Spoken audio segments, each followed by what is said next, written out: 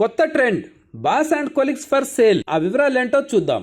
ఆఫీసుల్లో ఉద్యోగాలు చేసేటప్పుడు కొన్ని సందర్భాల్లో బాస్ తో, మరికొన్ని సందర్భాల్లో కొలీగ్స్ తో ఇబ్బందులు ఎదురవటం సహజం. అయితే కొన్నిసార్లు ఈ తరహా ఒత్తిడి మరి ఎక్కువైపోతుంది. దీంతో ఫ్రెండ్స్ తో బార్కెళ్లి బాస్ ని తిట్టుకోవడం కాకుండా ఈ తరహా సమస్యల నుంచి బయటపడేందుకు చైనాలోని ఉద్యోగులు కొత్త తరహా మార్గాన్ని ఎంచుకున్నారు. ఇందులో భాగంగా boss for sale and colleagues for sale అని ప్రకటనలు ఇస్తున్నారు.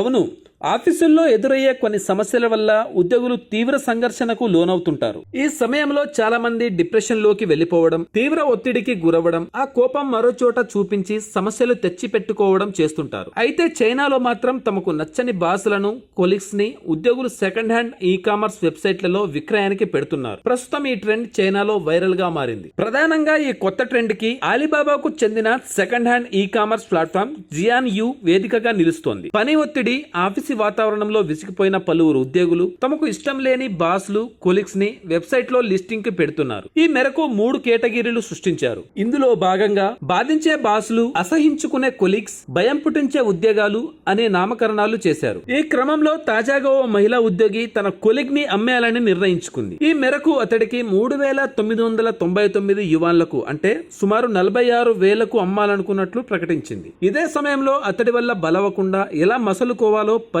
చిట్కాలు కూడా చెప్తానని ఆఫర్ పెట్టింది. మరో ఉద్యోగి అస్తమానం అవమానపరుస్తున్నాడంటూ తన బాస్ ని 500 యువాన్లకు, అంటే సుమారు 5,750 రూపాయలకు అమ్మకానికి పెట్టాడు. అయితే ఇదంతా నిజం అమ్మకం కాదు. ఆఫీసుల్లో ఎదురవుతున్న ఇబ్బందుల వల్ల వస్తున్న మానసిక ఒత్తిడిని తగ్గించుకునేందుకు చైనాలో పలువురు ఉద్యోగులు అనుసరిస్తున్న ఓ విధానం మాత్రమే. దీన్నే అక్కడ వర్క్ స్మైల్ అని పిలుస్తున్నారు. ఆఫీసు నుంచి వచ్చిన తర్వాత తమకు ఇబ్బంది పెట్టేవారని ఇలా ఆన్లైన్ లో అమ్మకానికి పెడితే ఒత్తిడి తగ్గుతుందని భావిస్తున్నారంట. Thanks for watching.